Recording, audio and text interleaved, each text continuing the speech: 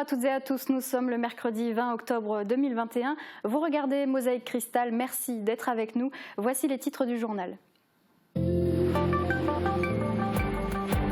La crise sanitaire a aggravé les pénuries de certaines matières premières. Résultat, une inflation des prix et des ralentissements sur les chaînes de production. C'est un tout petit composant, une puce minuscule. Le manque de semi-conducteurs paralyse l'activité de nombreux secteurs. Cette pénurie de composants électroniques affecte le marché automobile européen avec des délais d'attente pouvant atteindre 1 an pour l'achat d'une voiture neuve. Le marché du jouet est également très impacté et à l'approche des fêtes de Noël, les magasins craignent des retards de livraison. Culture avec un grand spectacle sur la Moselle déracinée qui se prépare à l'Hôtel de Ville. Mis en scène par Margot Gauer, il relatera les événements de septembre 1939. Une exposition de peinture réalisée par Pierrette Jaguer et Charles Reslinger est à découvrir à la médiathèque de Sarreguemines. Et puis à Bitche, la peintre Elke Thiebaud expose ses œuvres abstraites hautes en couleurs dans la galerie Beach & Art. Morane est avec nous et nous parlera cinéma, mais pas n'importe quel cinéma. Absolument, on parlera du festival du film italien de Villerue. Très bien, alors à tout à l'heure Morane. Dans cette émission aussi, vous verrez que les technologies, lorsqu'elles s'invitent dans les hôpitaux, peuvent faire des miracles. À Metz, un chirurgien orthopédique opère avec un casque de réalité augmentée. Mais avant l'actualité, ce sont ces pénuries mondiales de matières premières qui impactent de nombreux secteurs. Mais d'où viennent ces pénuries? Pourquoi la crise sanitaire a-t-elle engendré des retards de production et de livraison? Explication dans ce reportage. Les matières premières, c'est l'ensemble des produits de base servant à la production ou à la fabrication de produits finis ou manufacturés. Le bois, le plastique, le pétrole, le blé ou encore les minerais font partie de la grande famille des matières dites premières. Pour résumer, voici un schéma simplifié de la production et de l'exportation de ces ressources. Tout commence avec l'exploitation des matières premières. La marchandise est ensuite revendue aux usines de production qui transitent grâce à une organisation logistique. Une fois arrivées à l'usine de production, les matières premières sont traitées puis transformées en produits finis destinés à la vente. Ces produits finis sont alors acheminés vers les magasins et les revendeurs qui réceptionnent les stocks pour les vendre. Une fois les stocks écoulés, les magasins commandent de nouveaux produits aux usines, donc les usines commandent de nouvelles matières premières, et ainsi de suite. Mais depuis quelque temps, les matières premières viennent à manquer aux 4 coins du monde et engendrent des pénuries, ce qui dérègle donc cette chaîne pourtant bien ficelée. Mais pourquoi? C'est ce qu'on appelle une situation de cause à effet, ou comme disait Platon, un principe de causalité. Les pénuries sont causées par 3 grands facteurs, la crise sanitaire, les conditions climatiques et une forte hausse de la demande. La crise du Covid n'a épargné aucun secteur d'activité. Les différents confinements et les nombreuses morts liées à la pandémie ont engendré une baisse de la main-d'œuvre et donc une baisse de l'exploitation et de la production de ces matières premières, mais aussi leur transformation, impliquant donc des retards de livraison. En plus de cela, certaines matières premières viennent tout simplement à manquer. Ce sont les conditions climatiques désastreuses de ces dernières années qui en sont à l'origine. Entre des pluies diluviennes ou une sécheresse sans précédent, les producteurs de blé notamment peinent à assurer leur récolte. D'ici les prochains mois par exemple, les pâtes alimentaires pourraient manquer dans les rayons des supermarchés. Pour revenir au contexte sanitaire mondial, certains pays relancent leur économie à plein régime comme la Chine ou les États-Unis par exemple. Une forte hausse des demandes se fait alors ressentir, les producteurs de matières premières n'arrivent plus à suivre la cadence et des embouteillages se créent pour acheminer ces matières premières à destination. Bois, plastique, papier, acier ou cuivre, de nombreux produits manquent à l'appel. Ce qui engendre des retards de production dans plusieurs secteurs d'activité, l'automobile, l'agroalimentaire ou encore les nouvelles technologies. Tout est une question d'offre et de demande. Aujourd'hui, les demandes explosent et les prix avec. Les entreprises les plus riches peuvent continuer à se fournir en premier, laissant les autres sans ressources qui se voient obligés de ralentir, voire de stopper leur production. Et une seule matière première peut à elle seule engendrer des pénuries sur plusieurs produits. Le bois, par exemple, met à mal le secteur du BTP. Le manque de minerais engendre, lui, une baisse de production du côté des nouvelles technologies. En effet, les puces électroniques se font de plus en plus rares. Éric Lepelletier de chez Rico57 nous explique les conséquences de cette pénurie pour son entreprise de réparation informatique. À la base, ça vient beaucoup du commerce mondial, hein, parce que de nos jours, tout est produit en Chine. Donc c'est plus produit localement, hein, donc c'est produit très loin de chez nous. Et donc dès qu'il y a un souci, genre Covid, et qui est suivi d'un confinement, ben, après pour rattraper le retard qui est accumulé, c'est le gros bazar. Et donc les usines en Chine qui soit se sont arrêtées, soit ont changé de destination au niveau des composants. Et donc pour nous, on a certaines choses qu'on ne peut plus commander. Comme en automobile, pareil, hein, il y a certaines choses, on ne peut plus produire les voitures parce qu'il manque un petit composant. Donc chez nous, c'est un peu pareil. Et nous, c'est surtout sur les grosses puces, les puces très technologiques, très chères, genre les processeurs ou les cartes graphiques. Maintenant, on a du mal à se faire réapprovisionner, comme il y a déjà de base 5 semaines de trajet. Et donc on a du retard et ça va mettre encore 6 mois, 1 an à être rattrapé. Et sur certains composants haut de gamme, comme les processeurs de cartes graphiques, il y a une pénurie mais vraiment très importante. On a du mal à avoir des cartes et les prix, ils ont doublé voire triplé. Effectivement, le monde des cartes graphiques est mis à mal par une trop grande demande venue du minage des crypto-monnaies. Une problématique que Thibaut Desmerlet, notre spécialiste des nouvelles technologies, saura nous expliquer dans sa prochaine chronique. Du temps de la guerre froide, les puissances occidentales se moquaient facilement du délai avant d'obtenir sa Lada ou sa Trabant tant attendue. 32 ans plus tard, ces délais sont devenus une réalité chez nous, du jamais vu, exemple chez un distributeur des marques automobiles Seat et Suzuki. Je vends des autos depuis 50 ans, mais ce commis-là, je n'ai jamais vécu. Hein. Jamais vécu. On a eu des cas de retard de livraison, mais qui étaient acceptables. Là, c'est des retards qui sont... J'ai des voitures en commande depuis décembre qui ne sont toujours pas en cours de fabrication. Cette situation n'est pas l'apanage de ce garage. Les délais de livraison pour une voiture neuve atteignent des durées encore jamais vues, quelle que soit la marque. En cause, la pénurie de semi-conducteurs qui a contraint les constructeurs à ralentir la cadence des lignes de production, voire même de les arrêter. Ils sont incapables de vous donner un délai précis, hein. Que ce soit chez Seat ou que ce soit chez Suzuki, c'est pareil. Et je pense que mes collègues autour avec les autres marques, ils doivent avoir le même souci. Et là, on est qu'au début, hein. C'est pas fini. Hein. On est qu'au début, là, a priori. Conséquence, le nombre de ventes de véhicules neufs est à la baisse. Si l'on compare les immatriculations de véhicules neufs en août 2021 et en août 2020, celui-ci est en baisse de 15% d'après les statistiques fournies par le Comité des constructeurs français d'automobiles. Il est même en baisse de 31% en comparaison à 2019, la dernière année avant Covid.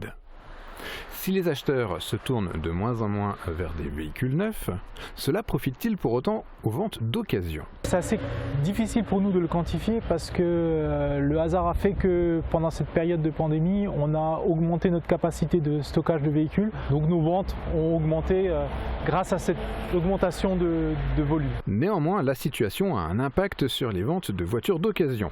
Je pense que la pénurie des véhicules neufs fait que l'occasion augmente. Le prix des véhicules d'occasion augmente. Les véhicules, il y a quelques mois de ça, on les achetait un peu moins cher que maintenant et ça a un impact sur le prix de revente des véhicules. Une situation qui ne touche pas que la France, mais qui est mondiale. Le monde de l'automobile est donc loin d'avoir remonté la pente.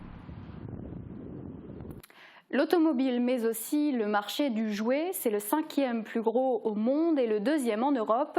En 2020, son chiffre d'affaires annuel était de 3,6 milliards d'euros, avec 212 millions de jouets vendus.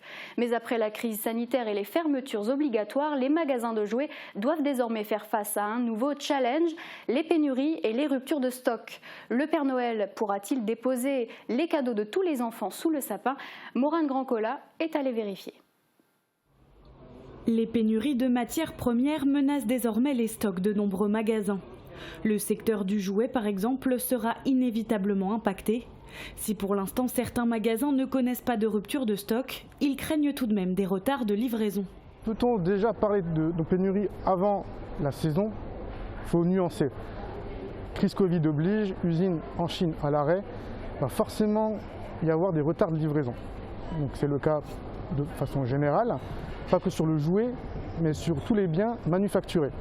Problème de transport, usine fermée, égale retard de livraison. Chez nous, comme ailleurs.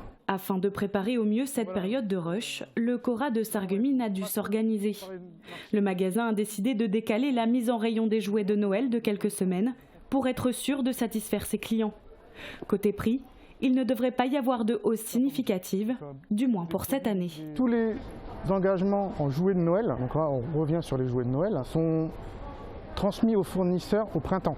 À cette époque-là, au printemps, donc mars-avril, il n'y avait pas de hausse de la matière première et un coût modéré des coûts de transport. Donc pas d'impact réel sur 2021. Pénurie de plastique, de papier et de composants électroniques, mais surtout des retards de livraison. De nombreux jouets pourraient ne pas apparaître en rayon d'ici la fin de l'année. Pour l'instant, aucune certitude, mais les magasins de jouets ont tout de même pris les devants, comme ici, au Jouet Club de Sarreguemines. Cette année, comme je dis, c'est un peu inédit.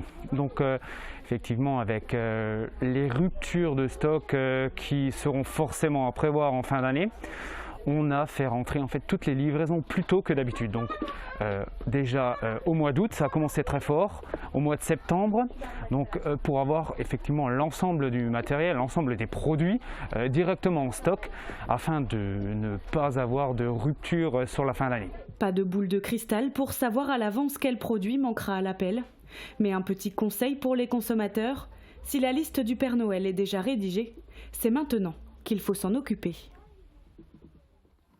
Les pénuries, on l'a vu, impactent de nombreux secteurs économiques. Néanmoins, plus que la rareté des produits, c'est la hausse des prix que vous avez constatée et qui vous touche au quotidien. Marie-Morgane Pirez et Guillaume Dumonteil l'ont constaté en allant à votre rencontre. Et est-ce que vous avez entendu autour de vous des gens qui ont été confrontés à une pénurie de matériel pour, par exemple, faire des travaux, qui ont pris du retard parce que les produits ne sont pas arrivés à temps ? Oui, je connais des gens qui ont des problèmes pour avoir des approvisionnements en bois pour des travaux qui étaient prévus. Donc, sur le bois, c'est vrai qu'il y a des problèmes d'approvisionnement, ou sur l'aluminium aussi. Ouais. Non, pour l'instant, non. Pour l'instant, ça va encore. Non, je n'ai pas eu de soucis. D'accord. Rien de particulier, non. Et du coup, ils ont dû retarder leurs travaux ou ils ont effectué les travaux en payant plus cher ?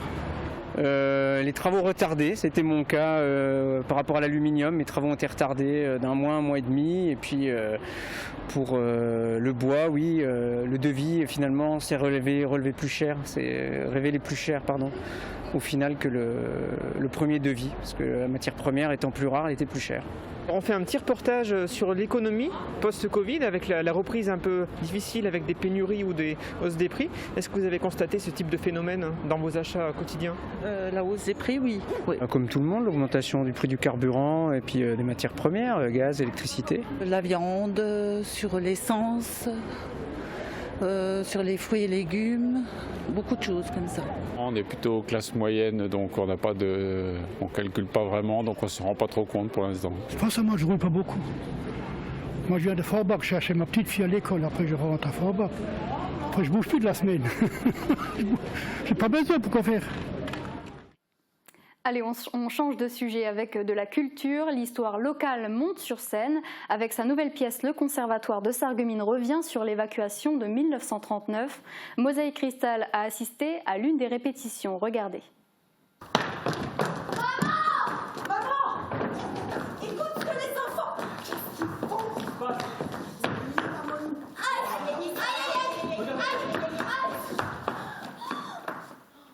Septembre 1939, l'ordre d'évacuation des Sarregueminois, comme de l'ensemble de la population en avant de la ligne Maginot, est ordonné. Commence alors le périple de 4 familles que relate la nouvelle pièce du Conservatoire de Sarreguemines, actuellement en répétition à l'Hôtel de Ville. C'est vraiment une page incroyable de l'histoire de cette région, parce que les gens étaient exilés pendant un an en Charente, en Vienne, en Charente-Maritime. Cette année d'exil est donc condensée en 1h45, la durée du spectacle. La pièce allie le théâtre à la danse et à la musique et devait être présentée l'an dernier. Covid oblige, elle a été décalée d'un an.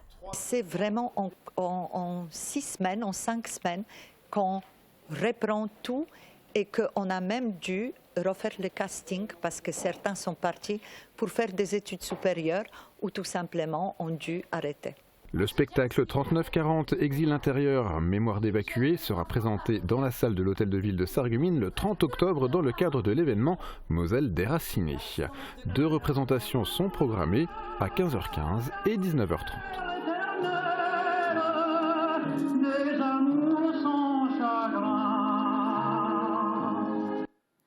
À la médiathèque communautaire de Sarreguemines, on ne trouve pas uniquement des livres, des films et de la musique. Elle propose aussi régulièrement à des artistes locaux d'exposer leurs œuvres. Pendant un mois, Pierrette Jagère et Charles Ressinger proposent une sélection de leurs peintures. Marie-Morgane Pires a assisté à la mise en place de l'exposition. Regardez.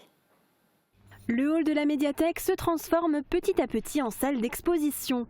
Les peintres Pierrette Jagère et Charles Ressinger exposent régulièrement ensemble et quand l'un propose de l'aquarelle, son binôme présente de la peinture à l'huile. Cette fois, Pierrette Jagère de Rohrbach-les-Bitches expose des œuvres qu'elle a réalisées à Sarreguemines, mais aussi de l'autre côté de la France, en Bretagne, où elle a posé son chevalet. C'est des sujets qui ont été travaillés sur le vif et qui nous attirent et on a envie de communiquer et de transmettre cette ambiance que l'on trouve dans les paysages, une ambiance qui donne envie de rêver. Charles Ressinger, originaire de Guertin, présente quant à lui des peintures très colorées. Et des couleurs qui sont un peu en contradiction avec la réalité. Par exemple, il y a des personnages qui ont un visage qui est mauve, un visage qui est vert ou qui est jaune. Voilà. Donc je pense que ça leur donne une vie, une expression. Vous pouvez découvrir l'ensemble des tableaux jusqu'au 17 novembre aux horaires d'ouverture de la médiathèque. À noter que les artistes seront présents le jeudi 4 novembre de 14h à 16h30 pour échanger avec le public. Et si vous souhaitez voir un artiste en action, sachez que le peintre Philippe de Goth réalise actuellement une nouvelle fresque rue de Bitche pour une boulangerie sarregueminoise. C'est ainsi qu'est en train d'apparaître un immense éclair porté par 2 boulangers pâtissiers. La fresque devrait être terminée en fin de semaine. Peinture toujours dans la galerie d'art de Bitche, vous pouvez également découvrir des peintures hautes en couleurs, celle de Elke Thiebaud, une artiste locale, des tableaux figuratifs qui représentent des moments de vie, rencontres. Elke Thiebaud est originaire d'Allemagne et habite Bitche depuis près de 20 ans. Si le besoin de créer l'anime depuis son enfance, c'est à son arrivée en Moselle qu'elle a pu réellement prendre du temps pour sa passion, la peinture. Si l'art abstrait et l'art figuratif sont souvent opposés, Elke les réunit dans cette exposition, visible à la galerie Bitch & Art. On y retrouve beaucoup de portraits et des scènes de vie. C'est mon vécu, ce que je ressens, ce que j'observe, ce qui se passe dans le monde aussi. Voilà. Et puis j'aime bien regarder les gens. Et en général ça me revient et puis ça se transforme en tableau. Des œuvres originales et hautes en couleurs, des tableaux à bien observer pour découvrir tout leur message. Voilà un de mes tableaux favoris actuellement. Une scène d'intérieur avec une femme qui est paisiblement assise sur son canapé. L'hyène rappelle la férocité de la vie et les bougies également rappellent que tout a une fin. Si vous voulez découvrir les histoires de ces tableaux, Elke Thiebaud sera présente à la Galerie d'Art les mercredis et jeudis après-midi. L'exposition restera en place jusqu'au 15 décembre. Et on continue dans la culture avec la chronique de Morane.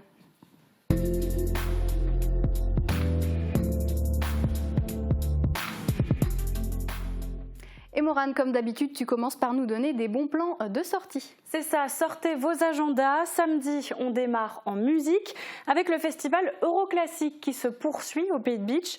C'est le petit chœur de Forbach qui s'invite à l'église Saint-Nicolas d'Aspelshit. C'est à 20h30. Infos et réservations auprès de l'association Cassin de Bitche. Halloween approche à grands pas. Le Moulin d'Eschviller vous donne rendez-vous ce dimanche pour un spectacle de magie signé Magic Pirate. Infos et réservations auprès du Moulin d'Eschviller. Et notez que le marché de d'automne du Moulin se tiendra également ce dimanche. Halloween toujours, mercredi prochain, c'est au tour du Foyer des Lacs de Putelange de proposer une soirée déguisée au Club Ado. Au programme, des films, de la musique et des jeux de société. C'est gratuit, mais pensez à inscrire vos enfants auprès du Foyer des Lacs. Voilà Margot. Merci Morane, et tout de suite, parlons un peu de cinéma. Absolument. Alors après le festival du film arabe de Famec, place au festival du film italien de Villerue. C'est d'ailleurs la 44e édition cette année, avec pour thème l'esprit de la fête. Alors avant de nous en dire plus, est-ce que tu peux nous rappeler l'histoire de ce festival du film italien? Bien sûr. Alors ce festival est né à Villerue, une petite ville de Moselle d'environ 9800 habitants située à la frontière luxembourgeoise. Et c'est donc en 1976 qu'un groupe de passionnés de cinéma organise la toute première édition de ce festival du film italien. Alors il faut savoir qu'à l'époque, le cinéma italien connaît un grand succès en France et c'est donc le 9 novembre 1976 que le premier film en version originale est projeté à la Maison des Jeunes et de la Culture de Villerue. Ça a fait un carton, plus de 3500 entrées et c'est tout naturellement que les organisateurs ont retenté le coup l'année d'après et ainsi de suite. Donc aujourd'hui, 44e édition, c'est dire le chemin qu'il a parcouru ce festival. Merci Morane pour cette petite chronologie. Alors, est-ce que tu peux nous dire combien de films sont à l'affiche ? Alors 76 films sont prévus tout au long de ce festival, ça représente plus de 350 séances et ces films seront bien sûr en compétition pour le prix du jury. Et quand est-ce que ça démarre ? Alors, ça démarre le vendredi 29 octobre et le festival se tiendra donc sur 17 jours du côté de Villerue. Donc, pour résumer, ce festival se tiendra à Villerue et alentour. Ce n'est pas la porte à côté quand même. Est-ce qu'il y a des choses un petit peu plus près de chez nous ? Pourquoi tu as décidé de nous parler de ce festival ? Premièrement, parce que le festival démarre donc la semaine prochaine, donc c'est complètement d'actualité, mais pas que. Ce festival est bien sûr décentralisé ici à Sarreguemines, mais aussi à Putelange-au-Lac. Je me disais aussi. Alors, donne-nous un petit peu le programme. Alors, première date, samedi 30 octobre, veille d'Halloween, au Centre culturel de Putelange-au-Lac. Et ce n'est pas un, mais deux films qui seront projetés. Le premier, c'est une comédie qui s'appelle Est, d'Antonio Pizou. Et le pitch, le voici. Alors, 1989, quelques semaines avant la chute du mur de Berlin, Pago, Ritchie et Bibi, trois jeunes hommes, partent visiter l'Europe de l'Est à la recherche d'aventures. Ce voyage changera leur vie à jamais. Et le deuxième, c'est un drame, et ça s'appelle, et pardonnez-moi pour la prononciation, Tutto il mio folle amore de Gabriel Salvatore. C'était parfait. Alors c'est l'histoire de Vincent, un jeune garçon autiste de 16 ans qui va rencontrer son père biologique pour la toute première fois. Et évidemment, ils vont apprendre à se connaître et une certaine complicité va s'installer. Et en plus de ces deux projections, le Foyer des Lacs propose aux visiteurs un repas italien sur place. Pensez à réserver au numéro qui s'affiche au bas de votre écran. Et du côté de Sarreguemines ? Alors côté Sarreguemines, 4 films seront programmés dans les salles obscures du Cinéma Forum. Alors il y a Trepiani, L'Adea Fortuna, Nos plus belles années et Akiara. Ça se passe les 9, 11, 14 et 16 novembre prochains. Alors pas de panique, je reviendrai sur les dates et les horaires exacts d'ici là. En tout cas, profitez-en, de très bons films seront à l'affiche. Merci infiniment Morane pour ces infos qui auront plu, je suis sûre, aux mordus de cinéma qui nous regardent. On lance une page de pub et on revient tout de suite avec un magazine sur une technique innovante pratiquée par l'équipe de chirurgie orthopédique de l'hôpital Robert Schumann de Metz. Ne zappez pas, c'est dans un instant. Retrouvez votre programme avec le Crédit Mutuel, partenaire des grands événements de votre région. Une banque qui appartient à ses clients, ça change tout. Bonjour tout le monde, ce matin on a eu droit à un très beau lever de soleil. Le ciel était bien rose et le soleil orange feu. Mais savez-vous pourquoi il change de couleur selon les moments de la journée ? C'est parce que le rayonnement solaire est de couleur blanche, c'est-à-dire qu'il contient toutes les longueurs d'onde de la lumière. Durant la journée, le rayonnement est direct et la lumière franchit facilement l'atmosphère. C'est donc le bleu, la lumière la plus sujette à la dispersion, qui nous parvient. Mais le soir, les rayons traversent une couche d'atmosphère 10 fois plus épaisse. Le bleu est alors dispersé et ce sont donc les lumières rouges et jaunes qui nous parviennent. Mais pour pouvoir observer tout ça, il faut que le ciel soit dégagé. Ce qui ne sera pas le cas demain. Le ciel sera très couvert et le temps agité. Des pluies sont attendues à tout moment de la journée et notamment l'après-midi. Côté température, les minimales chutent une nouvelle fois avec 1 à 3 degrés seulement. Les maximales iront de 12 à 14 degrés. Demain, pensez à souhaiter une bonne fête aux Célines et il fera jour de 8h01 à 18h30. Passez tous encore une belle fin de journée et à demain. C'était votre programme avec le Crédit Mutuel, partenaire des grands événements de votre région. Une banque qui appartient à ses clients, ça change tout. Et si les créateurs italiens influençaient l'aménagement de votre maison ?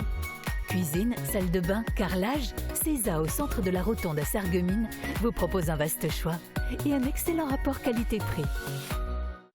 Pendant le mois Octobre Rose, les centres de santé AVS vous offrent 20% de remise sur toute la lingerie adaptée.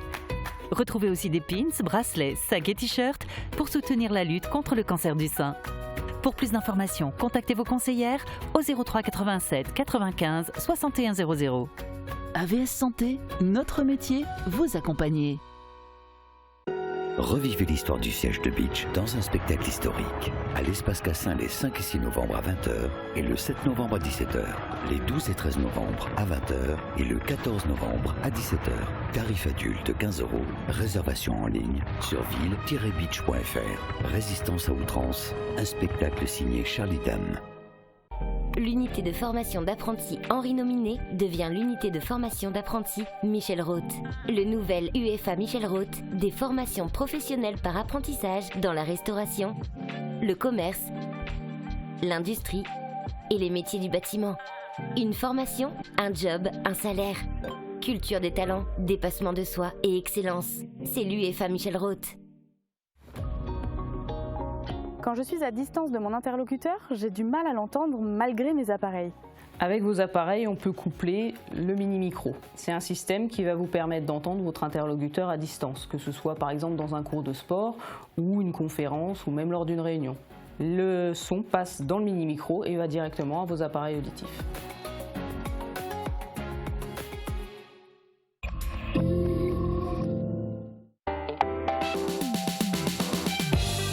À l'occasion du mois Octobre Rose, la ville de Sarreguemines, en partenariat avec Mosaïque Cristal, vous propose de revoir la conférence animée par le docteur Mbekwe. Au programme, informations sur le cancer du sein, gestes préventifs, traitements, ateliers et échanges. Pour voir ou revoir ce programme, rendez-vous ce vendredi dès midi sur Mosaïque Cristal. Opérer un patient à l'aide d'un casque de réalité augmentée, c'est possible et c'est une première dans le Grand Est. La technique est pratiquée par l'équipe de chirurgie orthopédique de l'hôpital Robert Schuman de Metz. L'outil à la pointe de la technologie permet d'améliorer la qualité du travail du chirurgien et de toute son équipe lors de la pose de prothèses d'épaule. Voyez plutôt. Ce mercredi matin, le docteur Turel pose une prothèse d'épaule sur une patiente de 74 ans. Pour l'aider, cet outil un peu particulier, un casque de réalité augmentée. Ce qu'on voit sur le casque, c'est une image reconstruite en hologramme, en 3 dimensions, que ce soit la structure osseuse du patient, mais également les implants. Une technologie arrivée à l'hôpital Robert Schuman en juin, directement reliée à ce système informatique de planification mis en place, lui, en 2018. Après avoir reproduit en 3D l'épaule du patient, les deux outils se complémentent. Je peux interagir avec les données pour que chaque étape corresponde aux informations que me donne le casque basé sur la planification. Ça prend du temps justement de planifier, mais pendant l'intervention chirurgicale, je ne perds pas de temps. Au contraire, je pense qu'avoir prévu les difficultés, j'en gagne. Un gain de temps donc et d'autres avantages encore. C'est un outil qui augmente la précision. C'est un outil qui permet d'anticiper les difficultés. On a la possibilité également de prévoir la taille des implants. Donc on a beaucoup d'informations qui vont nous aider à faciliter l'intervention chirurgicale. Mais encore une fois, ce n'est qu'un GPS. Je reste pilote. Donc à n'importe quel moment de l'intervention chirurgicale, je peux décider de ne pas suivre les informations ou de m'adapter simplement à l'intervention chirurgicale. Avant, c'était les patients. On adaptait les patients aux prothèses. Maintenant, c'est l'inverse. C'est les prothèses qui s'adaptent aux patients. Et l'autre avantage, c'est qu'en fait, on va partager cette anticipation avec toute l'équipe. Et quand on anticipe, en général, on a moins de problèmes. Dans le monde, seuls 11 établissements hospitaliers utilisent cet outil. À Robert Schuman, ils sont 6 chirurgiens orthopédistes à en bénéficier, dont 2 spécialisés en épaules. Pour les autres activités orthopédique, on va dire, il y a aussi beaucoup sur la robotique. Aujourd'hui, on est plutôt parti sur une option de robot qui accompagne le geste de chirurgien dans des zones très précises. Donc c'est peut-être plutôt ça la seconde évolution qui va apparaître d'ici fin d'année, début d'année prochaine. Déjà équipé d'un robot chirurgical en 2015, l'établissement privé continue d'investir dans les technologies de demain et sans aucun reste à charge pour le patient. Et voilà, c'est la fin de nos programmes du jour. N'oubliez pas que vous pouvez les revoir sur notre site internet et sur notre page Facebook. Demain, retrouvez Uranie pour un nouveau journal. À très bientôt.